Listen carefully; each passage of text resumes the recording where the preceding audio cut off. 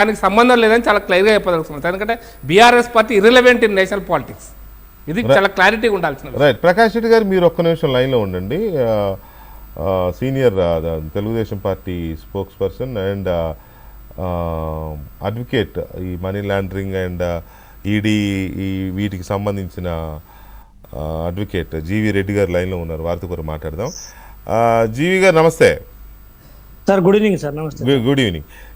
కవిత గారి అరెస్ట్ని మీరు ఎలా అనలైజ్ చేస్తారు? ఎందుకు అనంటే వచ్చారు సడన్గా, ఇది అన్ఎక్స్పెక్టెడ్గానే అనుకుంటున్నారు అందరూ. వచ్చారు, రైడ్ అన్నారు, సోదాలు అన్నారు, చేశారు, ఈవినింగ్ అరెస్ట్ అన్నారు, డైరెక్ట్ ఢిల్లీ తీసుకెళ్ళిపోయారు. దీంట్లో కొంతమంది అనేది ఏంటంటే, ఒకటి అక్కడ మీరు సుప్రీంకోర్టులో సుప్రీంకోర్టుకి చెప్పారు మేము అరెస్ట్ చేయం 19వ తేదీ అది వాయిదా పడింది కాబట్టి అని చెప్పి ఇక్కడ వచ్చి అరెస్ట్ చేస్తున్నారు.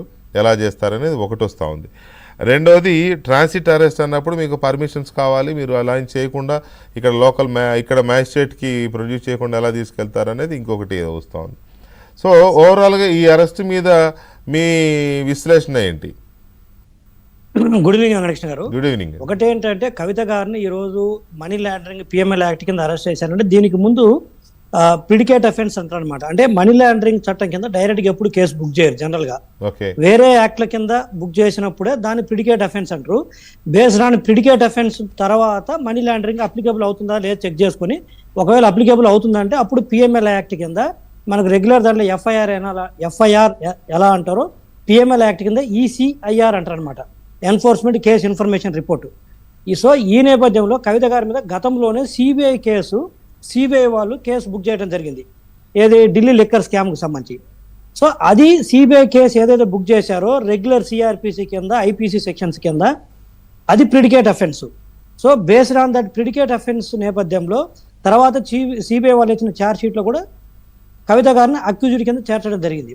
సో ఈ రెండింటి బేస్ మీద అక్యూజ్డ్ కింద సిబిఐ దాంట్లో ఛార్జీలో చేర్చడము, అదేవిధంగా అది ప్రిడికేట్ అఫెన్స్ బేస్ కాబట్టి ఆ నేపథ్యంలో వాళ్ళు సెర్చ్ వారెంట్ తీసుకొని ఈరోజు సెర్చ్ చేయడం జరిగింది. గతంలో పిఎంఎల్ యాక్ట్ కింద గతంలో వారిని అప్పుడు విట్నెస్ కానీ పిలిచారు వారిని విచారించడానికి. ఇప్పుడు ఏంటంటే డైరెక్ట్గా అక్యూజ్డ్ కింద ఈసీఐఆర్లో కూడా పెట్టడం జరిగింది. ఆ నేపథ్యంలో సెర్చ్కి వచ్చారు. ఇన్ జనరల్గా ఈడీ కేసులు ఎలా ఉంటుందంటే పిఎంఎల్ యాక్ట్ కింద సెర్చ్ వచ్చారంటేనే పెద్ద కేసుల్లో దాదాపు 90% అరెస్ట్ ఉంటుంది.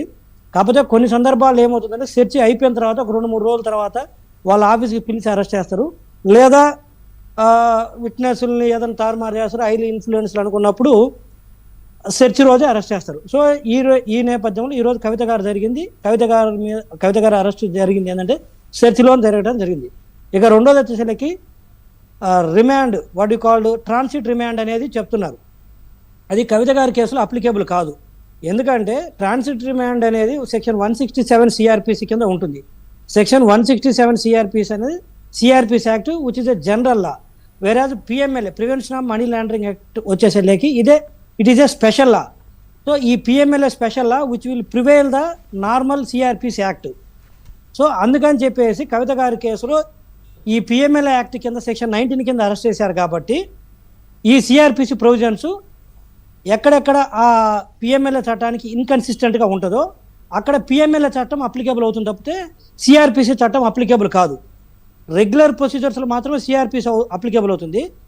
దానికి మించి ఏదైనా పవర్స్ కావాలనుకున్నప్పుడు పిఎంఎల్ఏ యాక్ట్ అప్లికేబుల్ అవుతుంది. రెండు చట్టాలు ఒకటి అయినప్పటికీ, అంటే రెండు దాన్ని ఏమంటారు సెంట్రల్ యాక్ట్స్ అయినప్పటికీ కూడా, but it is a special లా, అదొకటి.